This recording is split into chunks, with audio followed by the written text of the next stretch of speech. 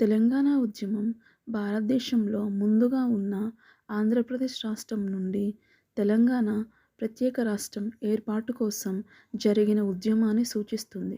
కొత్త రాష్ట్రం 1956లో ఆంధ్రప్రదేశ్లో విలీనమై ముల్కీ ఆందోళనకు దారితీసిన పూర్వపు రాచరిక రాష్ట్రమైన హైదరాబాద్లోని తెలుగు మాట్లాడే ప్రాంతాలకు అనుగుణంగా ఉంటుంది.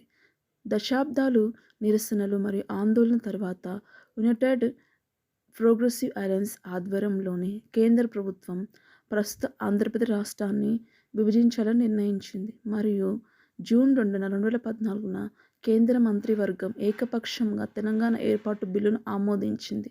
దాదాపు 5 దశాబ్దాల పాటు కొనసాగిన ఇది దక్షిణ భారతదేశంలోని రాజ్యాధికారం కోసం సాగిన సుదీర్ఘ ఉద్యమాల్లో ఒకటి.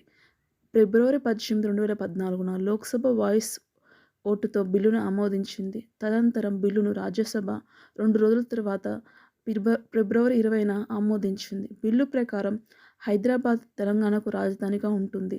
అయితే నగరం కూడా 10 ఏళ్లకు మించకుండా అవశేష ఆంధ్రప్రదేశ్ రాష్ట్రానికి ఉమ్మడి రాజధానిగా ఉంటుంది. హైదరాబాద్ డి డ్యూర్ ఉమ్మడి రాజధాని.